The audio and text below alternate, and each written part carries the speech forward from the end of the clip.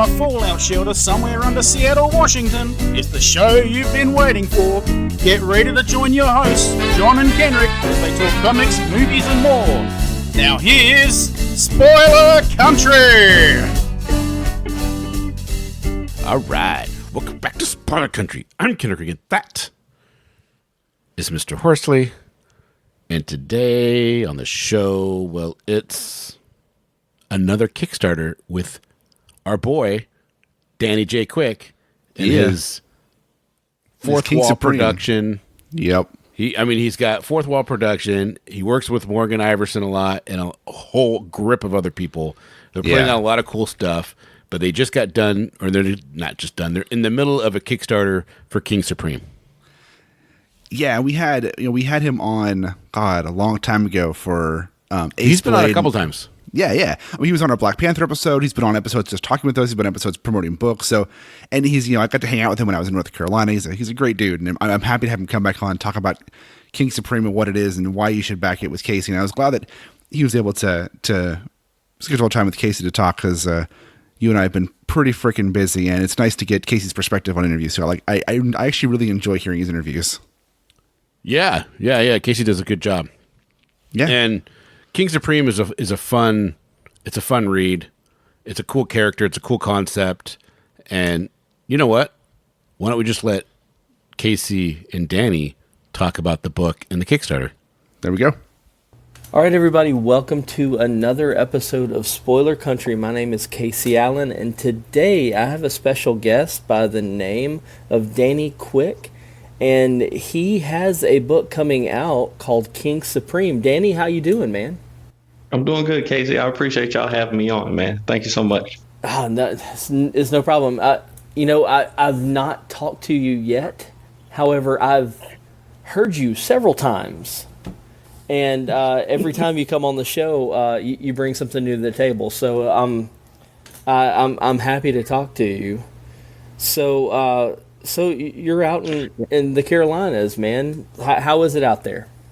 It's too hot right now. It's ridiculously hot outside, and I'm glad that my AC is working, because I don't know if I could stand it, man. But like I said, I appreciate y'all having me on the show. I feel like kind of part of the family now. I feel like cousin John and Uncle Kenric, and now I'm talking to you for the first time. So this is cool. Yeah, man, John and Kenric are great guys, and I've really enjoyed getting to have the opportunity to help them out on their show.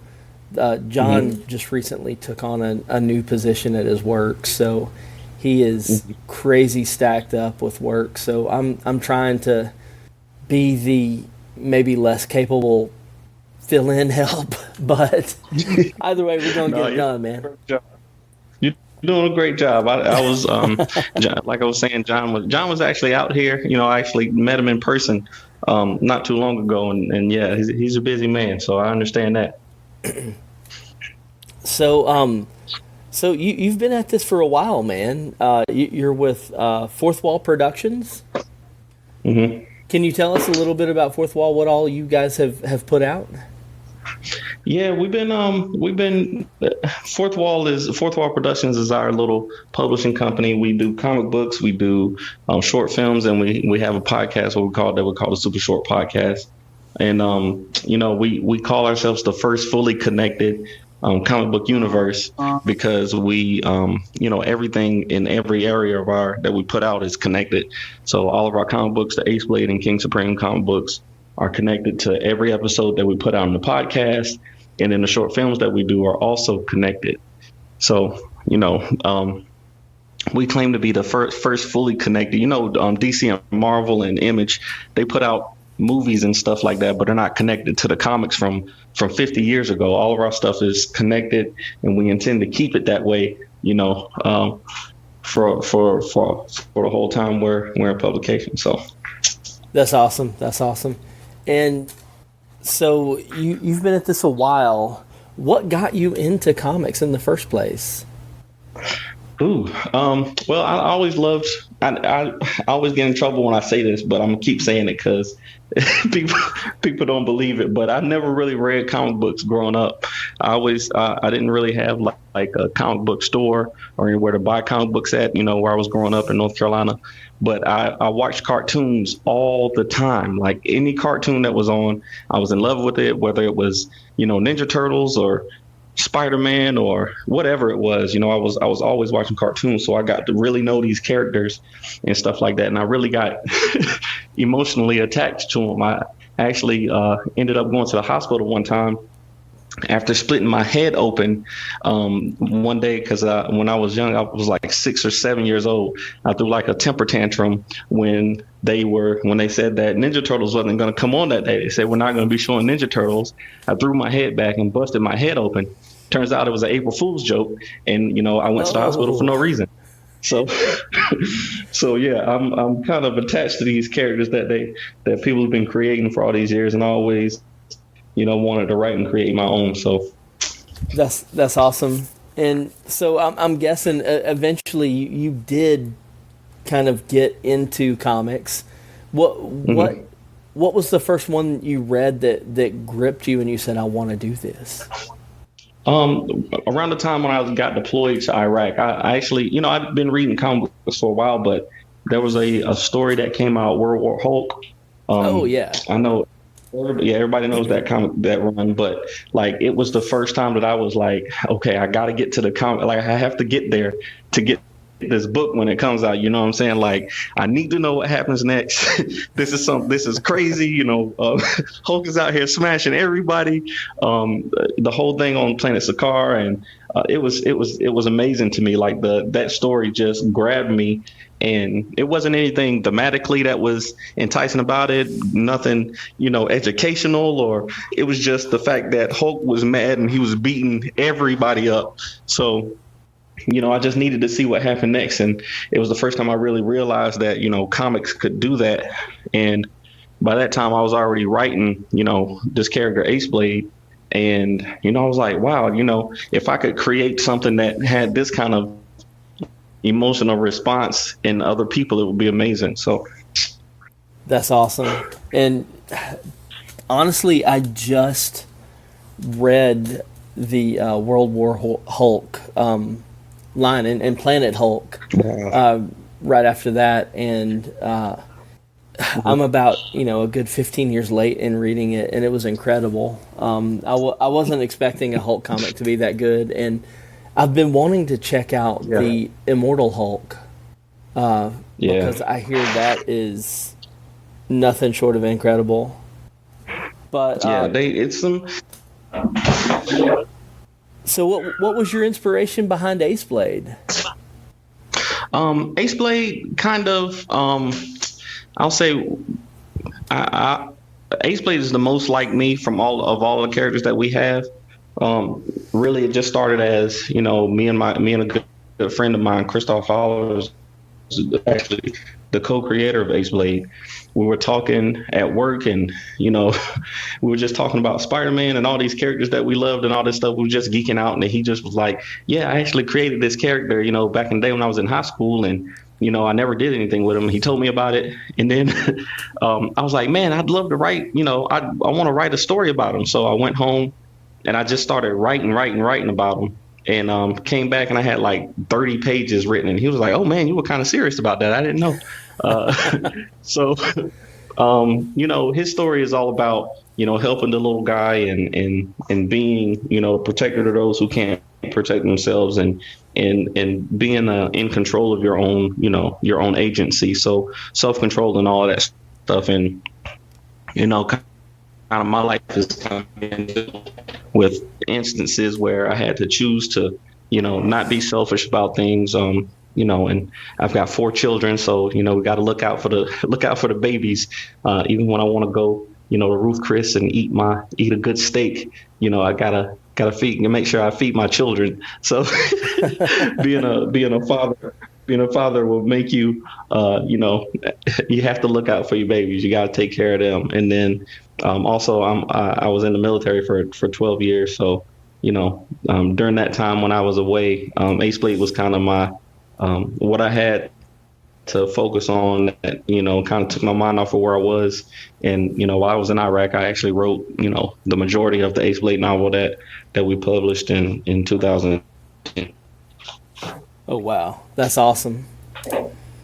So I can't imagine being in a high stress situation like that and being able to turn on the creativity and get those creative juices flowing like that. What was there anything that you did to help you kind of get in that mode?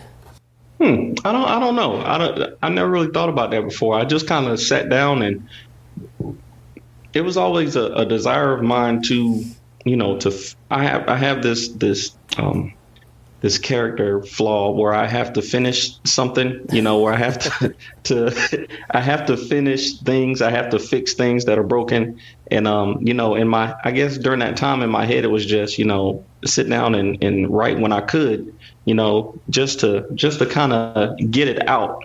And then once I got it out, it was like, okay, now it has to be finished. So I have to sit down and finish it. So I don't know. I don't know if there was a certain thing that I did to get in a creative mode. It was just the story was always, it was there. Like the story was there and it was in my brain, and I had to, I had to get it out, I guess. I don't really know. That's awesome. So I ask a lot of different people this, and I talked to Jimmy Palmiotti not long ago. And I asked him if he listened to music while he wrote. He said he actually listened to a lot of instrumental stuff. Do you put anything on while you write? Yeah, I listen to a lot of instrumentals too. I can't listen to I love hip hop and I love rap, but I can't listen to wordy music when I write, because their stories, like it's like listening to a story while I'm trying to tell a story. So it's kind of hinders me a little bit. But putting on like Masego or something like that, where it's just like a hip hop beat, or even classical music can kind of maybe I think it's more that I can't work in silence. Like I said, I got 4 children, so I'm kind of used to there being some noise around all the time. So it might be more that silence disturbs me than anything. But yeah, I always like to put some music on. Awesome. I've been listening to a bunch of just like random, like black metal stuff, just really drony metal stuff. And then the other day I discovered Thundercat, and he does like kind of like jazzy stuff. And I looked him up. I was like, oh, he's the guy that did the Pimp a Butterfly album by Kendrick Lamar. So yeah, no fucking wonder it's awesome. Yeah. Thundercat is dope. That dude is he's all over the place. He plays all the dusty parts of the instrument. So, yeah. But so King Supreme, can you tell me a little bit about King Supreme? Yeah, King Supreme is I actually created King Supreme early on when I was writing Ace Blade. When I'm writing, I always try to build out the world around the characters, try to make characters who have to interact with Ace Blade. So those characters have to have, values and morals, and they have to have some consistency. And, I created this character, King Supreme, and it was just hard for me to kind of fill out what his purpose was. I knew what I wanted his powers to be, and I knew I wanted his themes to be, because funny story, I actually created King Supreme because I hate Superman so much. Don't tell John that. I know John gets on me all the time about that, but I've told him, it's because the way that Superman is written, his powers change so much for no reason. Every time he needs to be able to lift, 1,000,000,000 pounds, he can just do it, even though his limitations were previously this or whatever. Or, sometimes kryptonite works, sometimes it doesn't. It just depends on, his willpower or whatever. So that kind of drove me to create this character who had these, incredible powers, but also, depending on who it is that's wearing the crown, they had these crazy weaknesses too. So, whoever wears the crown becomes the king, but his powers specifically suit that person. So if you believe that you can fly when you put on the crown, you can fly. If you believe you're bulletproof, then you will be. But if you have those doubts in yourself, like we all do as humans, those things can kind of creep in and make you vulnerable. So those become your weaknesses. If you believe that a cat can scratch you and die, if you have if you're arachnophobic, and spiders are, you're scared of spiders, you have to overcome those things in order to be better. So that's what King Supreme's story is all about, overcoming our shortcomings so that we can grow as people. Awesome. It kind of amplifies your inner psyche, and that's awesome. And also, I agree with you. Superman is a freaking dork. Exactly. It's just ridiculous. Over the years, I think Superman, it's a good concept, but over the years they just, took it so many directions. I think it's time. Like, I love Batman, Superman, and Spider-Man, and all these characters, but it's time to retire some of these guys and let Ace Blade and King Supreme let us tell our stories, because I've had enough of seeing Bruce Wayne's parents die and Uncle Ben die, and it's just okay. I get it, and so that you're completely right. There's going to have to be. We're going to have to be able to move beyond these characters that are on such a pedestal now and have such a massive, massive weight of backstory and canon. You can only restart Superman so many times before people are like, what the hell? I don't get it. Yeah. In a way, I kind of wish that they had kept up with the way they wrote them a long time ago, in that each issue was its own separate story, and canon wasn't so much of a thing as just kind of like kind of a suggestion. But if you didn't follow it, who gives a shit? It's a comic. It's 24 pages of a story, and you can use it to escape, and it doesn't mean it doesn't have to be good literature. It's just its own little story. But who I think is to blame, oddly? I think soap operas are the reason that that things changed, because soap operas came along and were telling these season-long stories where these characters kind of grew and changed over 6 months or over a year, and somebody died, and then somebody's cousin came in, and then you found out there was a twin. There was all these twists, and these people naturally get attached to these characters, and it was wildly successful. All our parents were watching these stories and watching these soap operas, and every market has to kind of has to adjust. And I know there were serialized storytelling way before soap operas, but I think that might have been like the first time where it was widely used. And I don't know. I just feel like blaming soap operas for that. That's right. Days of Our Lives. Suck it. You suck. General Hospital. Take a hike. I agree with you, man.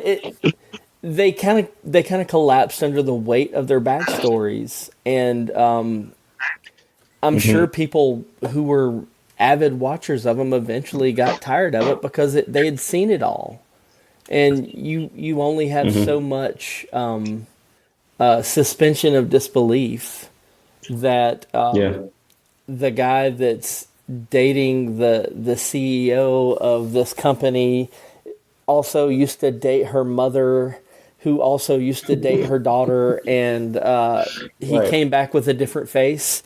Yeah.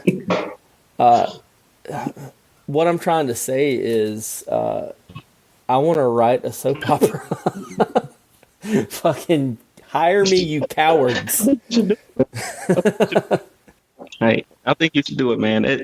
It's not all bad. It's not that it's all bad. I love serialized. I love that we have TV shows that like even though I've never watched Game of Thrones, John tells me about it all the time, and it's a great story, and I love that the characters grow over so many seasons. And shows like Community and The Office, those shows are just like some of my favorite shows. But they have that episodic feel to them. Like each episode is kind of different, but the characters still grow over the season. So that's kind of what we try to do with our stories. That's awesome. That's awesome. And everything is tied together in its own little universe. Where are these comics set? So we have most of our stories take place on Earth, but King Supreme is our first hero that is kind of off world. He has all of these powers. He can fly. He doesn't need to breathe when he has the mask, when he has the crown on, all of that. So it's like King Supreme can do all of these things. He can fly to different planets. He's and especially this iteration of the character, Ryan Smith. Like I was saying earlier, I had a lot of trouble, figuring out what I wanted this character to be, and the artist that came in and kind of redesigned the character for me while I've been there. He co-created this version of King Supreme, and I decided I really like what he did with it, so we co-own the character now together. That's awesome. And so one thing about your comics, if you don't mind me saying, the art on these pages is phenomenal. I've been looking at your back catalog, and you guys have been knocking it out of the park with art. And I appreciate that. It looks like Wally's a keeper. Wally's the man. I always call him the young legend, from Charlotte, North Carolina. And he's absolutely great. And I'm glad that he's stuck with us for this long. And he's also a great storyteller too. So it's I'm just happy to have him on board. And I think this next story is really gonna wow a lot of people. That's awesome. So once King Supreme is over, what are your plans? I'm sure you guys have a few other things in the works. Can you tell us a little bit about what you have going on after that? Oh yeah, we got I was actually joking with another one of our writers, Morgan Iverson. I was saying that I was going to release our phase 2, like Marvel does, and just tell everybody what we got coming up. But we have a couple of titles that we're working on and a couple of films. So after King Supreme, we're going to do Lumberjacks #2. That book will be coming out soon. And then we have another Ace Blade title that we're working on where he faces off. It's called the Villains issue. So he'll fight, several of his villains in that issue, and you'll be introduced to them. And, it's one of my favorite scripts that I've ever written. So I'm hyped to get to that. Then we're also introducing a character called Queen Zaje at the end of the year, a character that I based on my wife. And then the podcast is this season is villain season, so we're discovering a lot of the villains in the Fourth Wall universe. And then we got some short films in the works too, but those are for a little bit later. That's awesome. So you guys also podcast. How has that experience been? It's been great. I like doing the podcast because it's so when we do comics, it takes us a long time to produce comics. Sometimes it takes 4 to 6 months to a year, depending on what kind of story we're trying to tell and what kind of budget we're working with. The podcast, we can literally write it, record it, and put up a podcast, in a week or, shorter than that if we need to. So like I said, all of our stories are connected. So it kind of gives us something to give our fans, in between reading comics and in the films, weekly, something that they can read, something they can listen to that has to do with Ace Blade or King Supreme and all of these other characters between time. So it's really been really fun for us to do this podcast because it keeps us writing and it keeps us always creating, and it keeps our fan base engaged. So that's awesome. I'm enjoying it. You guys are prolific. You guys are all over the place. We're trying to do some new stuff, man. I think it's cool that there's a lot of indie creators and stuff like that, but we're trying to do things that are a little different and things that are fun to us and that we would like to see people do, so we're trying, man. We're trying to keep it going. What's the best method that you guys have been able to find your audience? Where do you mostly make that connection at? I said shows. We started off doing a lot of shows. We did a lot of Comic Cons, like we did NC Comic Con and Heroes Con in Charlotte and all of these other shows. This year we're going to Baltimore. So we had nice. We love getting face to face with people. I always tell them I'm a little awkward online, so I don't do as well online with people. But if I can get in front of you, if I can talk to you, I can usually get along with you. So we're starting to do a little more of that. Like I said, we're going to Baltimore later this year, and then we got a show in Greensboro coming up, and we were just at BlurredCon. We didn't have a table, but I was out there, just hanging out and had a blast. So that's cool. Yeah, we're hoping to eventually hit some cons up with the book that John and I did. I've never done a con before, so I'm terrified.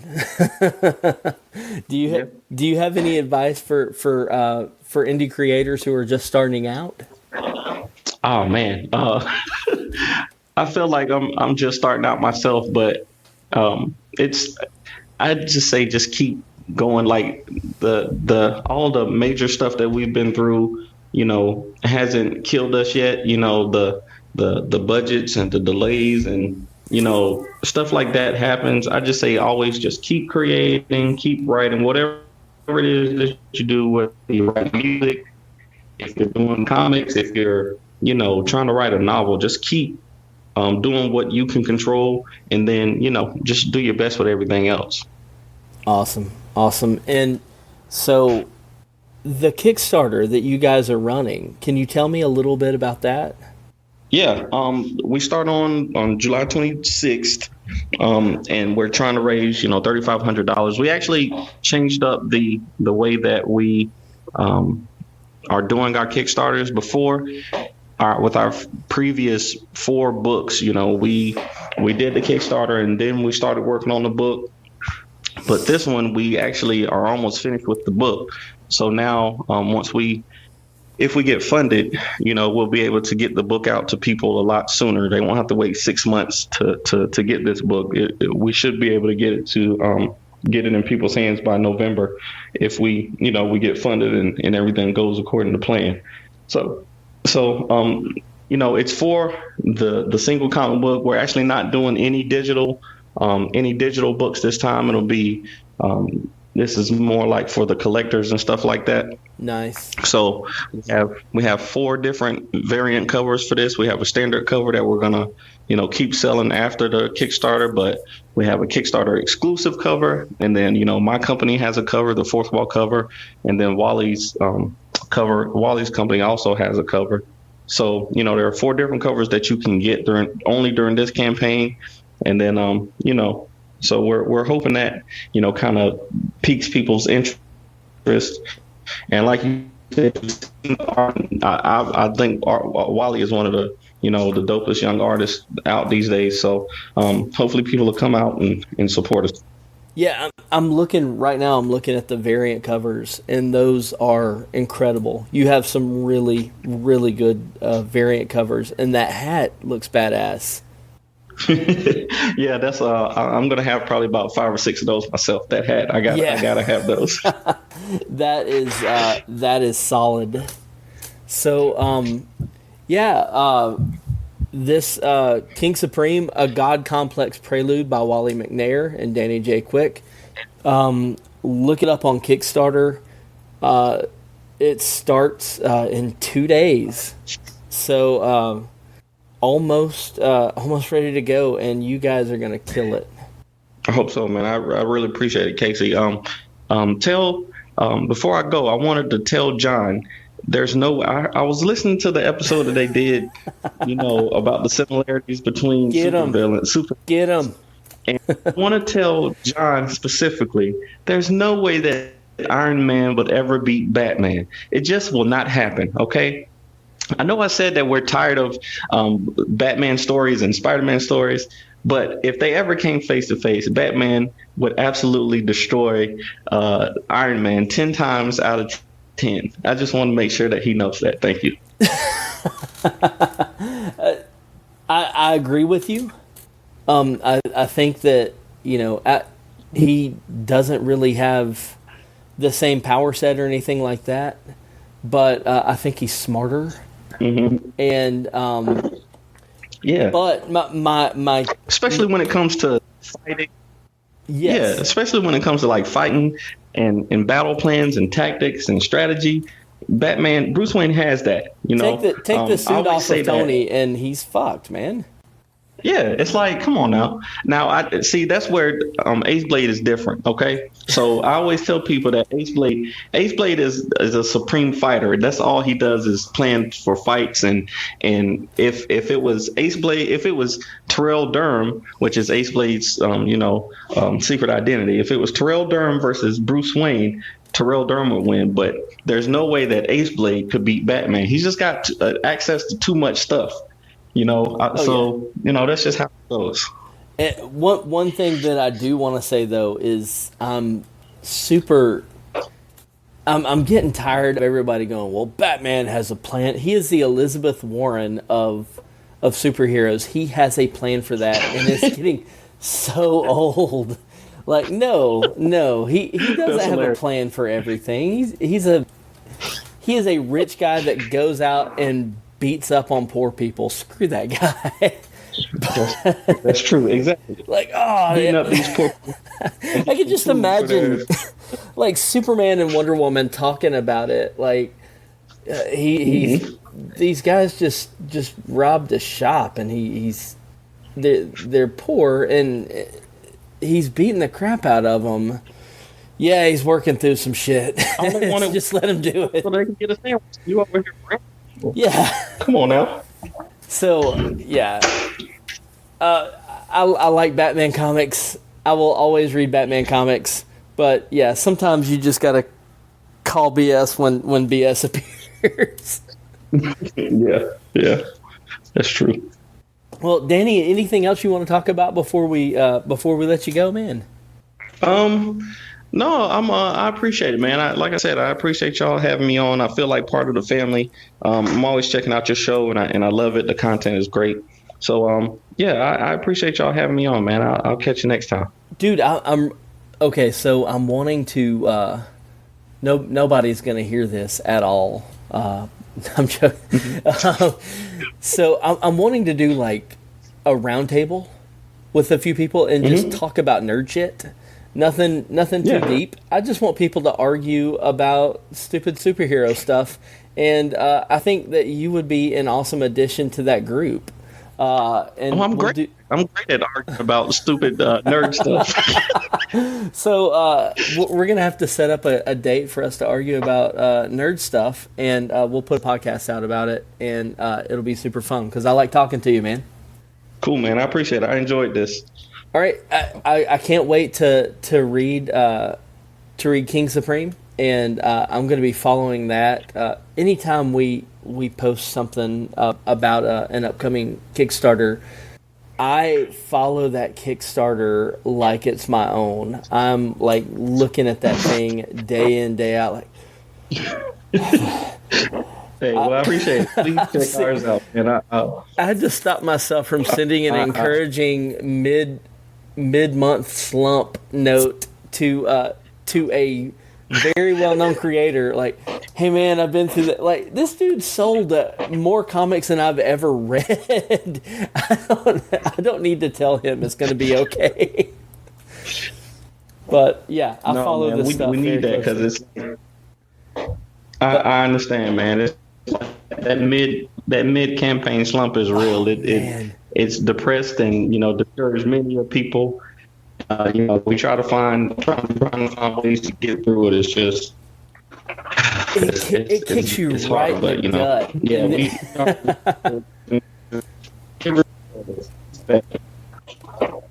All right. Well, we appreciate any encouragement. Just send, man, dude. And we're gonna go crazy on the social media about this, and it's gonna be a good time. Okay. Awesome. I appreciate it. All right. Take it easy, man. All right. You too. Bye. Cool. All right. Yeah. I mean, just get out there, go back the book. You got a couple days left here. You got go support it. It's already funded. I just checked right before we recorded. It's funded. It's going to come out. So you're back. You're going to get a solid book out of Danny. That's right. I backed it. Nice. At the $15 level. I'm pretty sure that's where I backed too. I can't remember what I did. Yeah, and really, if you can't afford to back it, then share it because that does help. It really does help. So give it a share. He's fully funded. He's got more, I know he's got a lot more ideas in the works. And I messaged him. I told him, man, I hope you and Morgan do a bunch of those commercials that they did for Lumberjacks, the novel.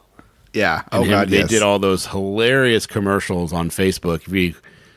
I don't know. It was really funny. I liked it a lot. Yeah, they're solid. They're solid. I mean, they know what they're doing. That's for sure.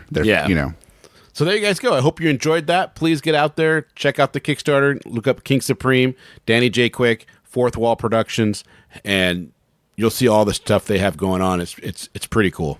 Yeah, we'll have a link down in the show notes too, so you can just click on it if you want to. Or just search King Supreme on Kickstarter, you'll find it. There you guys go. Hey, don't forget, we're Spoiler Country. We're heard everywhere podcasts are heard, and of course, we're on all the social medias. Yeah, and you have a voice. not.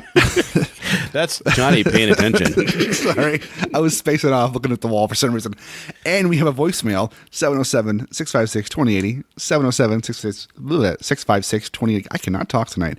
Call. Leave us a voicemail at 707-656-2080. Tell us something fun. Make fun of me for not being able to talk. I don't care. Just have fun with it. We have an email, spoilercountry@gmail.com. Shoot us over an email. Tell us anything you want. Send us a book to review. We'll get it into the queue. We have a website, scpod.net. Go there, read the reviews, read articles, read all the fun, or listen to all the podcasts we have up there. We've been spending some time organizing it, so you can now use the top bar menu to go to different types of podcasts and different reviews and different authors, which is pretty exciting. Yeah, is that up? Well, so the what you're thinking about is not up fully yet, but I did spend some time getting the current website organized, where what's currently there is now organized and can be picked through pretty easily. Nice. Well, there you guys go. Go check it out. The scpod.net is a cool place to hang out.